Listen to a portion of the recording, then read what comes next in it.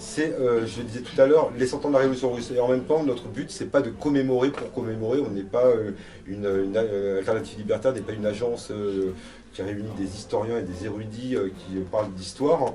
Notre intérêt, c'est de mettre en avant l'exemple de la Révolution russe, comme on l'avait fait il y a un an, en prenant l'exemple de la Révolution espagnole, dont c'était les 80 ans, et s'appuyer dans notre pratique militante aujourd'hui en 2017, s'appuyer sur la réalité de cette révolution russe pour débattre et définir, avec le recul de 100 ans, définir ce qui peut correspondre à un vrai débat sur la stratégie révolutionnaire et sur les raisons aussi, de notre point de vue, de l'échec au final de cette révolution, puisque même si cette révolution a mis à bas le régime de Nicolas II, elle a abouti, de notre point de vue de communiste libertaire, elle a abouti malgré tout à l'enfantement d'un monstre, en l'occurrence le stalinisme, quelques années plus tard.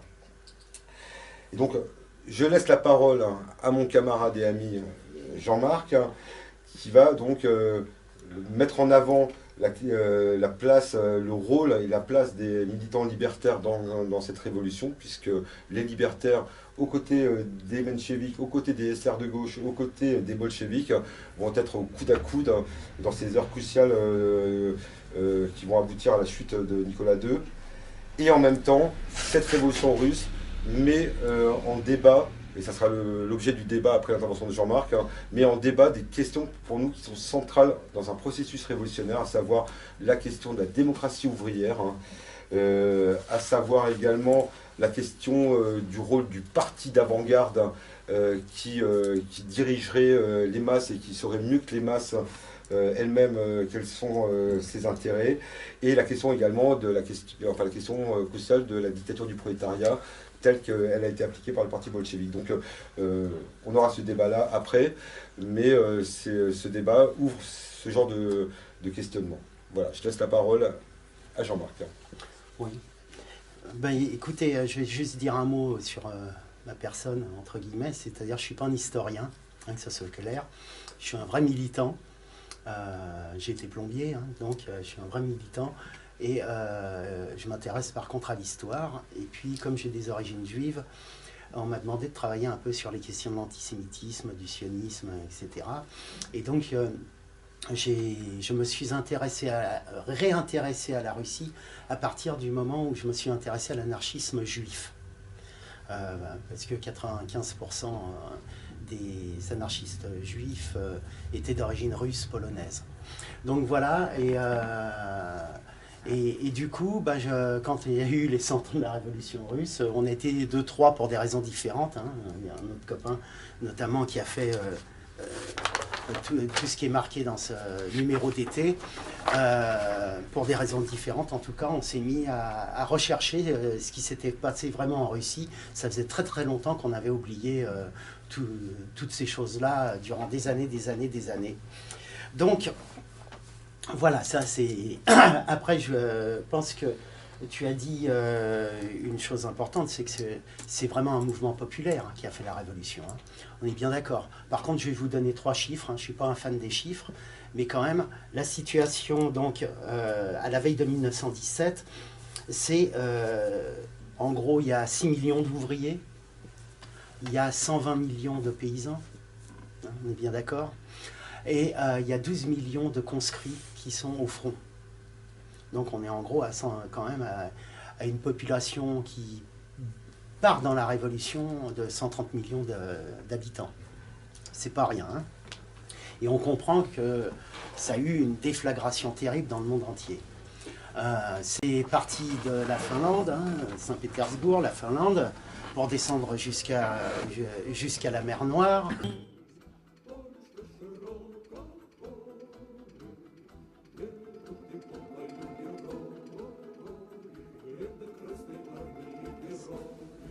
De masse. Et il y a énormément de morts de part et d'autre. Bon, c'est vrai que quand il tire partout, il ne tire pas n'importe comment quand même, mais disons qu'il y a des civils qui sont pas loin des bombes qui prennent quand même, hein, des fois.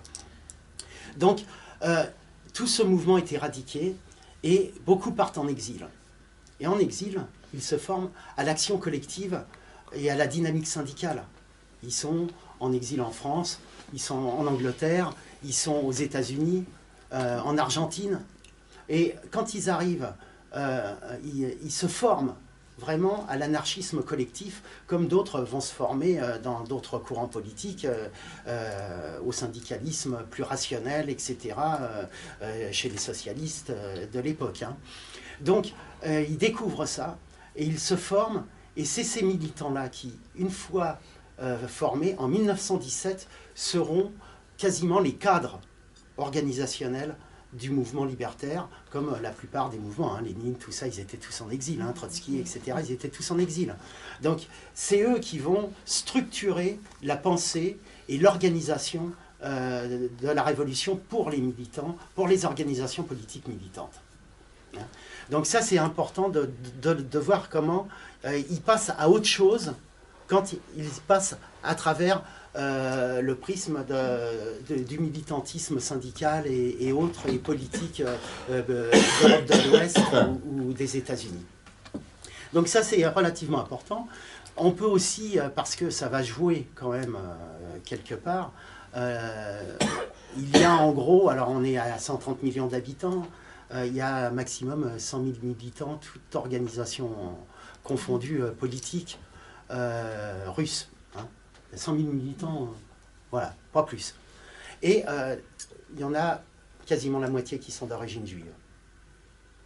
Donc, c'est vrai que ça change la donne aussi, parce que quand il va arriver donc, la révolution, ils vont tous pouvoir repartir, y compris les juifs révolutionnaires qui n'auront plus cette obligation de rester en zone de résidence, hein, donc dans les zones dans lesquelles le tsar les avait cantonnés, hein, Pologne, Russie blanche, Ukraine et Lituanie, mais ils vont aller aussi à Saint-Pétersbourg et Moscou, ce qu'ils n'avaient pas le droit de faire avant. Donc ça va changer aussi les cadres militants de l'intervention militante des révolutionnaires. Mais par contre, ils sont vraiment ultra minoritaires à la veille de 1917. Hein. Alors, on peut dire qu'il y a plusieurs courants, et dans ces courants-là, c'est assez drôle, parce que, par exemple, bon, il y a les anciens du Parti social-démocrate ouvrier russe, c'est les bolcheviks et les mencheviks. Donc, là, déjà, il y a la droite et la gauche de ce parti. Et puis, chez les socialistes révolutionnaires, qui sont plus implantés, eux, au sein des paysans, de la paysannerie, hein, qui font plus un travail sur la paysannerie, il y a les socialistes révolutionnaires de gauche et les socialistes révolutionnaires de droite. Et toutes ces alliances vont se créer en fonction de gauche ou droite au sein d'un gouvernement après 17. Et puis pour les libertaires, ils sont quasiment inexistants, avec un groupe, une scission qui s'appelle des SR, donc des socialistes révolutionnaires, qui s'appellent les maximalistes, mais ils sont vraiment à l'aune de la révolution de février, ils sont ridicules sur le territoire. Voilà. Donc ça, c'est la réalité, et sans oublier une organisation spécifique qui est aussi importante que le parti menchevique, hein, c'est 30 000 militants, c'est le Bund, c'est-à-dire une organisation spécifique juive, révolutionnaire, social-démocrate, et qui organise que les juifs. Voilà, sur des bases de l'autonomie nationale culturelle. Enfin, ça, c'est leur programme. Mais bon, on ne va pas rentrer là-dedans. Mais il faut voir un peu le rapport de force assez étonnant, qui fait que en 17, tout le monde est surpris. Et que c'est bien la population qui se met en mouvement pour faire la révolution. Ça, incontestablement, c'est ça qui arrive. Alors, pourquoi, qu'est-ce qui se passe aussi pourquoi, par exemple, dans la paysannerie, il y a aussi les velléités de s'organiser. Il faut revenir à une organisation paysanne qui date du féodalisme, où effectivement, quand on sait que l'autocratie tsariste, en fait, c'était essentiellement l'appareil de répression, quoi. Hein. C'était la collecte de l'impôt et l'appareil de répression. Après, il ne gérait rien dans les villages, il n'y avait pas un service public comme on avait comme on en a en France déjà, ou en Angleterre, ou aux États-Unis à l'époque, et des services sociaux, etc. Donc, quelque part, tout ce qui est l'organisation collective du village, du bourg, eh bien, est organisé par les paysans eux-mêmes. Et ça date de quelque chose qui est hérité du système féodal de l'époque. Ça s'appelle l'émir, M-I-R. Et il y a donc une capacité d'autogestion de la paysannerie dans les secteurs où, par exemple, sur les pâturages, sur un certain nombre d'endroits qui sont restés libres, où il y a une gestion entre paysans, avec un arbitrage paysan, etc. Donc ça, c'est une première chose. La deuxième chose qui date de 1905, c'est qu'il y a une petite réforme lancée après 1905 par le tsar et son premier ministre, Stolypine, où il apparaît une petite paysannerie bourgeoise. Voilà. C'est les koulaks. À un moment, ils donnent des terres et il y a des paysans qui s'en saisissent. Et les autres paysans, en 17, ils se disent, mince, eux, ils ont pu avoir leur bout de gras, il n'y a pas de raison que nous, on ne l'ait pas non plus. Donc, la révolution, elle va se faire dans l'appropriation des terres aussi de cette manière-là. C'est-à-dire que la paysannerie, voyant qu'il y a des paysans qui ont un peu réussi, alors que les autres crèvent la dalle encore, mais ils ont envie de faire comme les autres. C'est-à-dire de prendre des terres et puis de gérer leur lopin de terre, d'autogérer leur lopin de terre. Donc ça, c'est des faits sur la paysannerie qui vont être très très importants quand elle va se mettre en mouvement. Donc quand on arrive à la veille donc de 17, le pays est complètement à la ramasse, quoi, hein. On est au bord de la famine partout. L'armée, c'est une catastrophe. L'intendance ne suit pas. Ils ne savent pas organiser l'approvisionnement ni en armes, ni de 12 millions de militaires quand même, hein, de conscrits, hein, ni en armes, et puis encore moins pour manger. Hein. On leur donne, vraiment, ils crient famine dans les tranchées en plus. Hein. Et ils ont, faut voir la situation, quoi. Ils ont un fusil pour deux, quoi. On les envoie au front, le premier qui est mort, il prend le fusil de l'autre, quoi. C'est un truc complètement dément, sans compter une hiérarchie militaire qui est immonde avec les soldats. Donc tout ça, il y a un ressentiment très très important dans l'armée qui est en recul sur tous les fronts et les gens en ont ras-le-bol de la guerre parce que ça ne mène qu'à la famine. Donc il y a cette situation, et y compris, il y a une telle désorganisation au sein de l'armée qu'il y a des associations qu'on dirait un peu comme les associations qu'on a aujourd'hui, hein, qui vont porter des vivres dans les pays du tiers-monde, etc. Et ben, il y a des associations en Russie qui se créent pour approvisionner indirectement les soldats. Donc il y a des structures autogestionnaires coopératives qui sont mises en place déjà en parallèle de l'appareil d'État. Ça, c'est sur la guerre. Ensuite, sur le reste, bah, il n'y a plus rien qui marche de toute façon. Hein.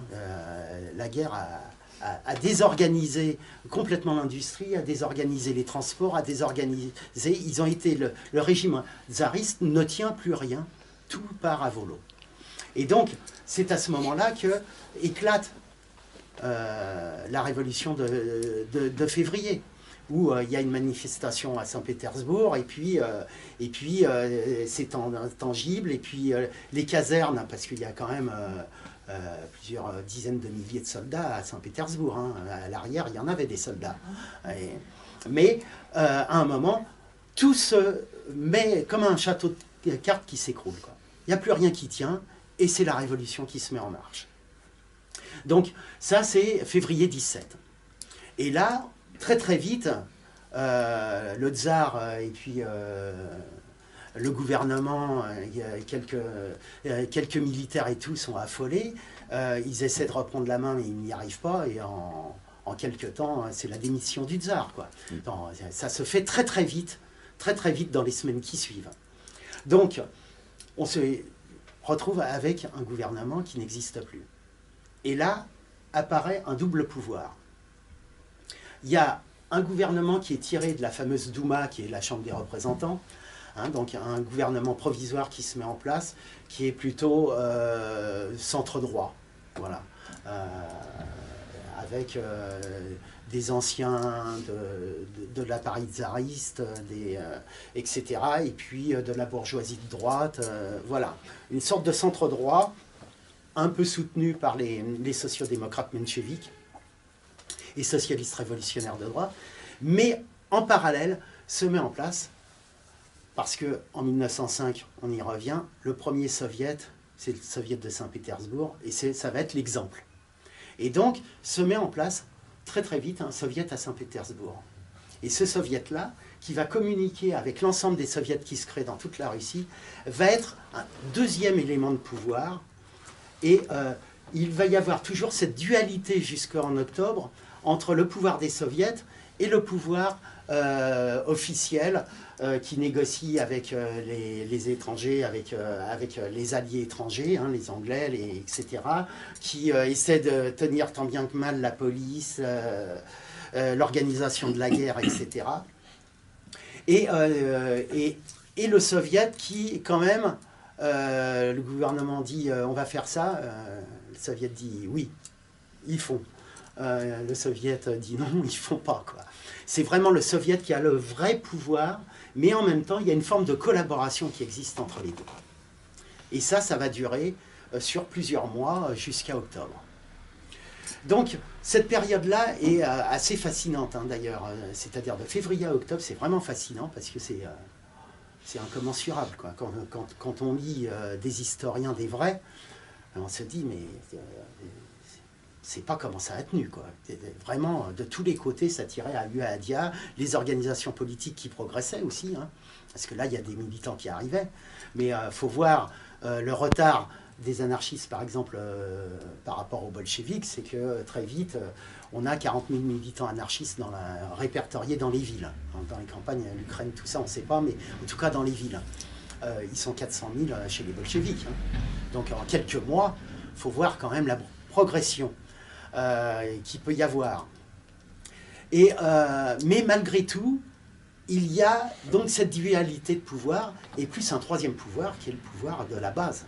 C'est-à-dire que quand les ouvriers ne sont pas contents, ils sortent de Viborg, là, des quartiers ouvriers, des usines Poutilov, ils se mettent en grève et tout. Les travailleuses du vêtement aussi. Et puis hop, et puis je pars devant le palais du gouvernement, et puis à fond, quoi. Hein. On veut du pain, on veut l'arrêt de la guerre, on veut ci, on veut ça, les marins de Kronstadt qui descendent, etc.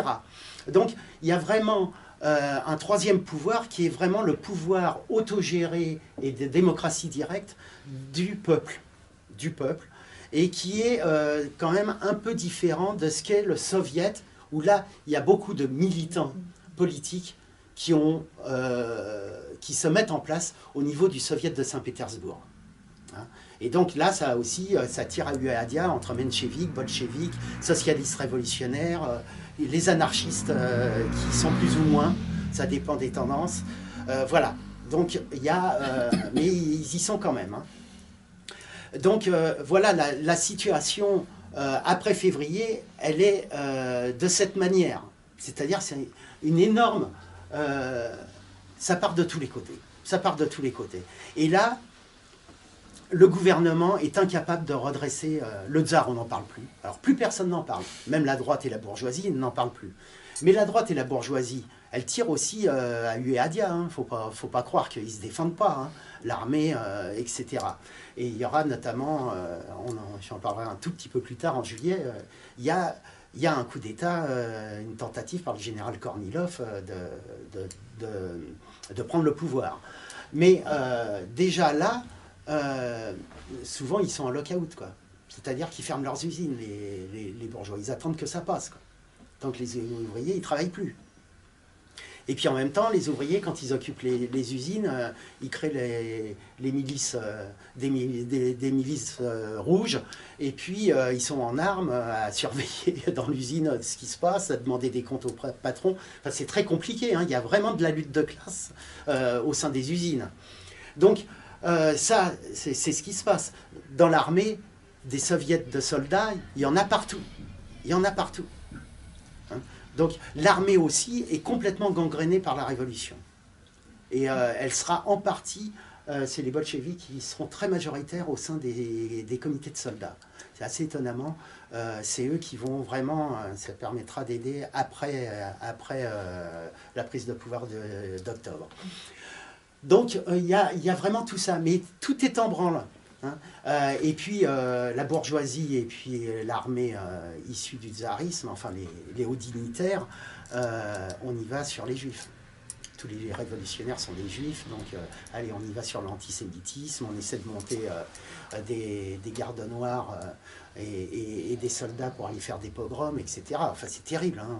On n'est pas encore en guerre civile, mais c'est quand même dans une situation d'extrême tension et de massacre de juifs en passant pendant qu'on y est. C'est le premier pays à ne plus être à la hauteur de cette guerre totale. Le peuple est las de la guerre et affamé. À Petrograd, aujourd'hui Saint-Pétersbourg, éclate la révolution de février 1917. La révolution démocratique bourgeoise, la première de cette année mouvementée. Le 15 mars, le tsar Nicolas II est contraint d'abdiquer, sous la pression de ses propres généraux. Il quitte Petrograd en compagnie de son épouse allemande Alice de Hesse et de leurs enfants. 16 mois plus tard, toute la famille sera exécutée. Tout le monde s'interroge sur octobre. Voilà. C'est-à-dire que tout le monde est là à se dire, il va se passer quelque chose là, c'est plus possible. Ils sont complètement incompétents, ils sont incapables de remettre en marche le pays, et on court à la catastrophe. Donc, les gens attendent vraiment un coup d'État. Mais ils attendent, mais en même temps, ça ne vient pas. Et puis eux, les ouvriers, ne prennent pas l'initiative comme en juillet. Ils attendent que ça arrive. Tout le monde sait que ça va arriver. Et c'est là où il y a quelque chose quand même qui est très... parce que je sais qu'il y a une polémique sur la notion de coup d'État qui est reprise par la droite en disant ouais, c'est un coup d'État, c'est le fascisme qui est arrivé, patati patata. Non, c'est pas... C'est plus un putsch. Nous, on dit qu'il y a eu un putsch. Il n'y a pas eu un coup d'État, mais il y a eu un vrai putsch. C'est-à-dire qu'en amont, quelques milliers, pas plus, quelques milliers de bolcheviks, des anarchistes et des socialistes révolutionnaires vont prendre le pouvoir. C'est-à-dire qu'ils vont préparer en amont sur un mois le putsch. Ils vont organiser la garde rouge, ils vont dire aux soldats qui sont acquis à leur soutien, y compris les libertaires, attention, tel jour, telle heure, on y va. Et là, tel jour, telle heure, effectivement, tous les points stratégiques de Saint-Pétersbourg sont pris les armes à la main par quelques milliers de personnes, bien organisées, bien structurées, anarchistes compris, hein, ils sont dans la main avec les bolcheviks à ce moment-là. Et c'est seulement le lendemain que la population de Saint-Pétersbourg et le reste de la Russie apprend qu'il y a eu la prise en main, parce que, et c'est là où commence la divergence d'ailleurs avec les anarchistes, c'est que le parti bolchevique s'arroge le droit de dire « nous sommes le nouveau gouvernement de la Russie ». Voilà, on passe à l'Union soviétique globalement. Hein. Nous sommes le nouveau gouvernement de russe. Et c'est nous qui avons les rênes du pouvoir. Voilà, donc... Mais à ce moment-là, tout le monde reste la main dans la main. Mais voilà. Donc l'organisation, elle se fait différemment là. C'est-à-dire que les soviets, petit à petit, vont être marginalisés et surtout vont être instrumentalisés par des délégués qui seront des délégués bolcheviques. Et le pouvoir des soviets tel que les libertaires pouvaient le concevoir, à ce moment-là, déjà, il y a un désaccord avec les bolcheviks qui, eux, prennent vraiment le gouvernement bourgeois pour en faire un gouvernement de lutte de classe, entre guillemets, un gouvernement socialiste.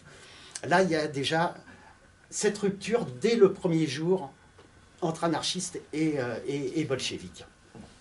Alors, c'est sûr que ça ne va pas s'arranger. Hein.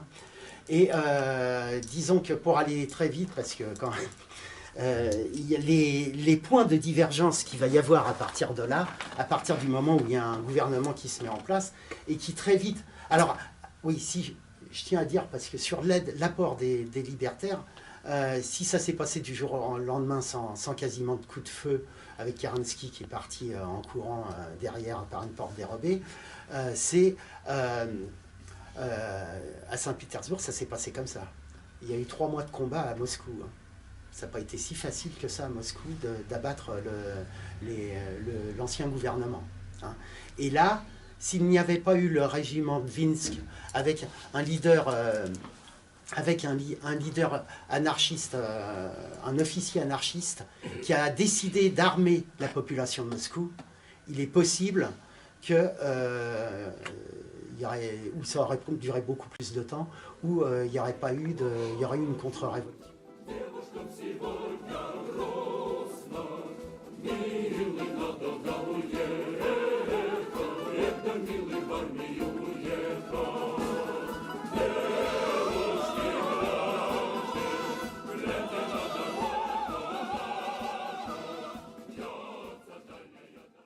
Les libertaires, eux, veulent un pouvoir donc horizontal, démocratie directe, le pouvoir des soviets, et se retrouvent en face d'un gouvernement structuré où Trotsky déjà, avec l'aval de Lénine hein, et des autres bolcheviks,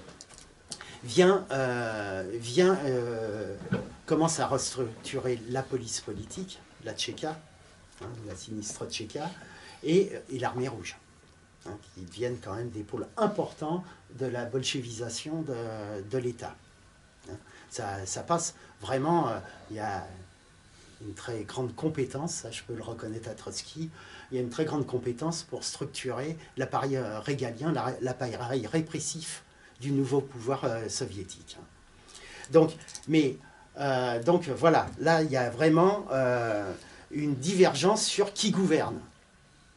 Ça se retrouve dans les soviets, parce qu'il y a les soviets qui sont des organes politiques dans les usines, mais il y a aussi des comités d'usine qui sont chargés d'organiser. C'est très compliqué, hein, c'est très cloisonné.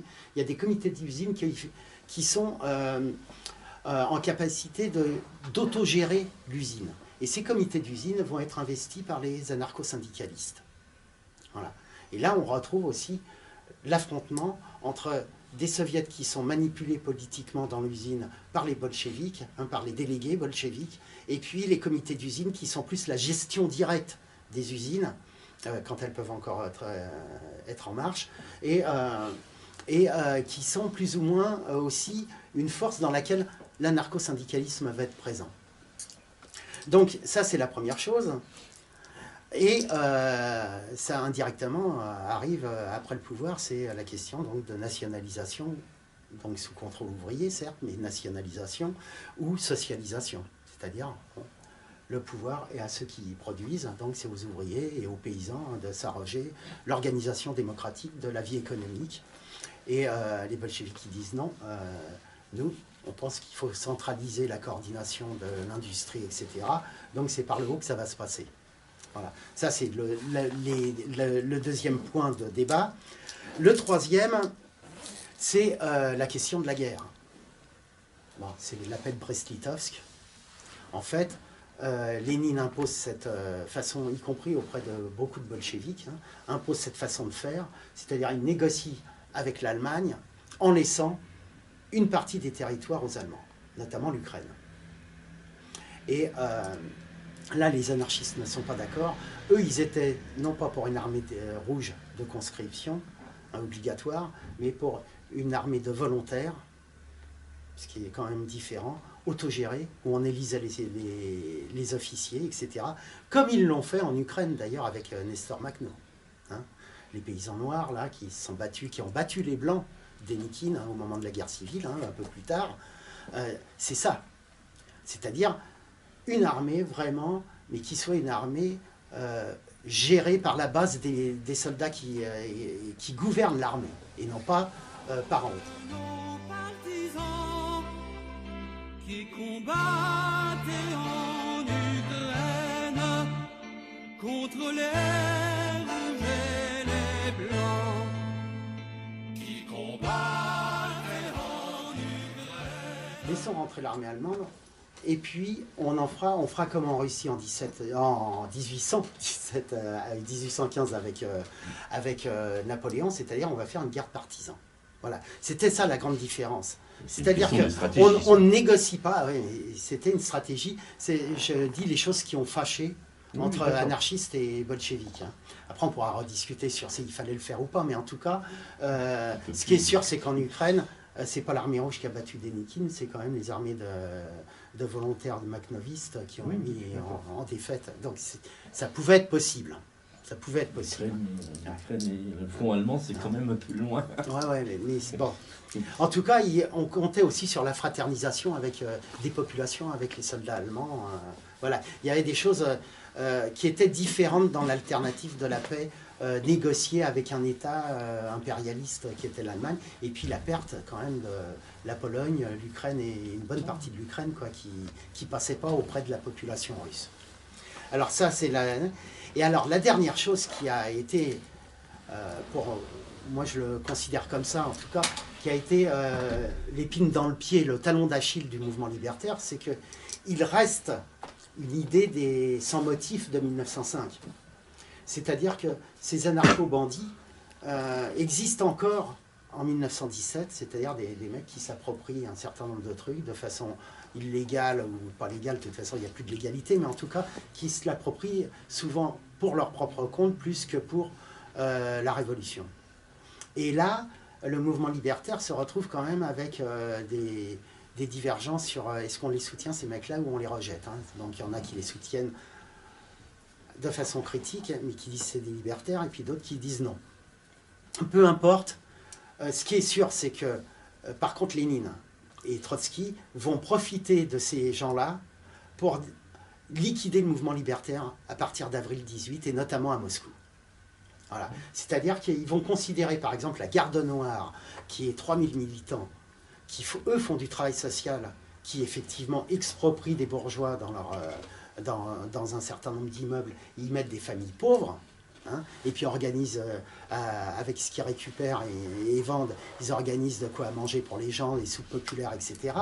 Eux, c'est des militants libertaires de premier ordre. Eh bien, Lénine va profiter de ces anarcho-bandits qui sont en dehors de la Garde Noire, mais il en a marre de partager le pouvoir avec les anarchistes, ça lui va pas, ils sont turbulents, ça va jamais comme eux ont envie. Et donc, cet affrontement, il va se militariser et il va envoyer l'armée rouge liquider la Garde Noire à Moscou en avril 1918. Ce qui me fait dire que, contrairement sur les dates, les échéances, hein, Besancenot est venu à Toulouse l'autre jour, je suis allé lui porter la contradiction là-dessus, c'est qu'on n'a pas la même échéance sur la contre-révolution bolchevique. Nous, on l'appelle comme ça en tout cas.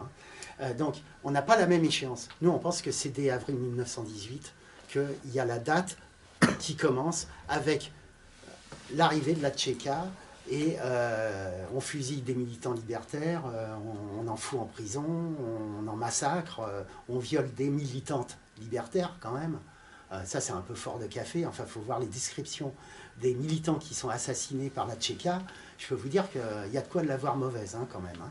Et on n'est pas en 1921, on est en 1918. Donc, il y a un reflux des libertaires qui sont éradiqués de Moscou. Ça se passe aussi dans d'autres villes de Russie. Et tout le monde reflue vers l'Ukraine, vers Makhno, qui est le seul point de résistance libertaire qui tient le coup entre les Blancs de Dénikine, de Kolstadt aussi, et puis l'armée rouge qui vient du nord. Donc, voilà la situation.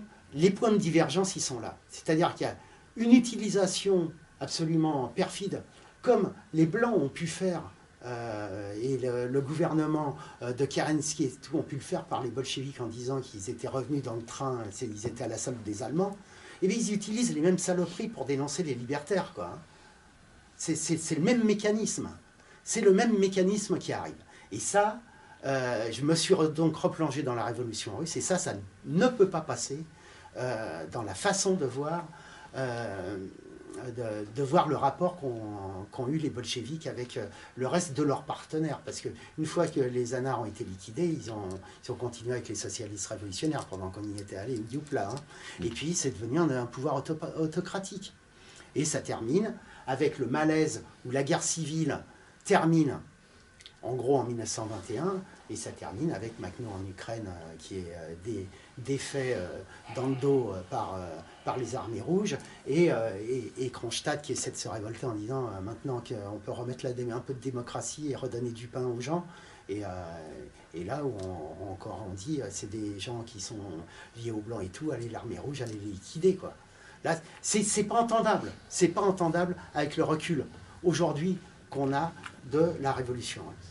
Donc ça, c'est vraiment un problème. Alors, qu'est-ce que ça pose, la révolution russe? Qu'est-ce qu'elle pose comme problème à partir de ça? Parce qu'on pourrait parler longtemps sur cette situation, mais quels enseignements à tirer? Alors, la première, effectivement, c'est est-ce que nous, militants libertaires, mais aussi le peuple révolutionnaire, si ça arrive, ce qu'on souhaite quand même un jour, peut faire confiance à des organisations de type autoritaire, même si elles se disent socialistes. C'est un vrai problème. Et c'est un vrai problème aujourd'hui dans nos partenariats, et c'est un vrai problème aujourd'hui encore qui se pose avec un Mélenchon qui dit aux syndicats ce qu'il faut faire, hein, et qui remet en cause la charte d'Amiens. Alors je ne dis pas que la charte d'Amiens c'est génial, mais par contre, la façon de déglinguer aujourd'hui la charte d'Amiens de la part de la France Insoumise, ça pose quand même un vrai problème de partenariat avec eux. Hein. Donc il y a quand même des choses qui posent problème sur comment, parce que moi je suis toujours pour, compris travailler avec des militants de la France Insoumise, il n'y a pas de souci, hein, dans les syndicats et tout ça, on y est ensemble, mais dans la façon de poser politiquement la démocratie directe et le rapport aux organisations de masse, ça se passe aussi dans Attaque, hein, ils essaient de prendre Attaque, ça passe pas quoi, ça passe pas. Et là, c'est quel mécanisme de stratégie on peut avoir pour donner un point de vue anti-autoritaire face à des positionnements de ce type dans notre société aujourd'hui. Donc c'est les garde-fous. Quels sont les garde-fous qu'il faut qu'on réfléchisse à mettre en place pour éviter ce genre de stratégie malsaine? Après, il y a quelque chose qui est lié à d'autres courants politiques qui datent de la Révolution russe. C'est-à-dire que, comme Jérémy l'a dit, les communistes libertaires, c'est pas venu comme ça tout à coup. En fait, de retour en exil, pour certains militants assez importants, hein, Nestor Makhno, Volin, Archinov, etc., qui sont à Paris. Ils sont là en 1924, 28, ils réfléchissent, ils disent « mais pourquoi on s'est planté? Qu'est-ce qui s'est passé ?» Et là, ils se mettent tous d'accord, Volin compris, en disant « il nous a manqué une vraie organisation libertaire. » Sauf que la stratégie est différente, du coup, et a donné deux courants politiques dans le mouvement anarchiste, et notamment dans le mouvement anarchiste français. Je dis courant parce qu'il y a plusieurs organisations qui peuvent se référer à chacun de ces courants. Mais il y a plusieurs courants qui se mettent en place, et notamment, il y a le courant de synthèse qui est prôné par Sébastien Faure, le français, et Volin, qui disent la révolution russe, bon, il faut y mettre tous les anarchistes qu'on veut, des tolstoïens aux anarcho-syndicalistes, aux individualistes, etc., dans la même organisation. Chacun fait ce qu'il veut, mais on est quand même dans la même organisation. Ça donne la fédération anarchiste.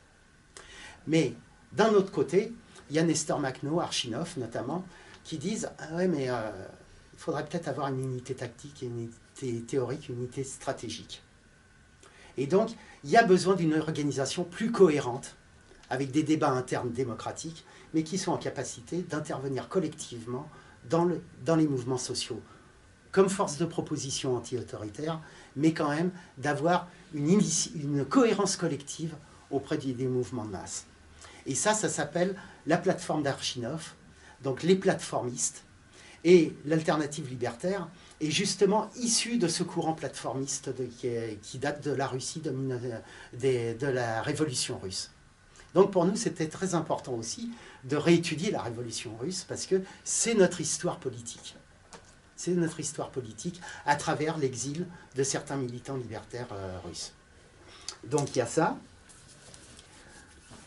Et puis, le projet de société, hein, la phase de transition, pour reprendre des termes qu'on peut avoir ensemble, marxistes et libertaires, c'est-à-dire quand il y a une désorganisation totale de la société, qu'est-ce qu'on fait, hein? Et là, il faut qu'on ait un projet un jour qui soit cohérent. Hein?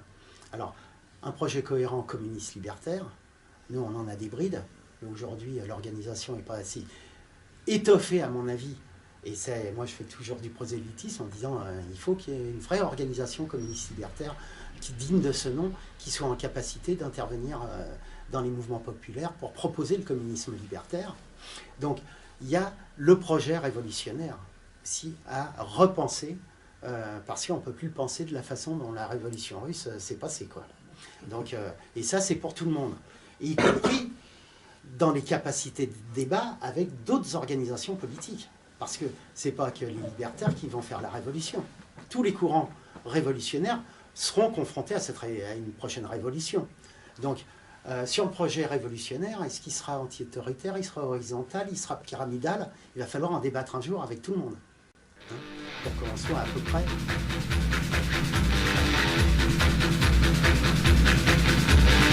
Que ce soit l'armée rouge, les flics de Pretoria, malgré le sang qui coule, Mark China.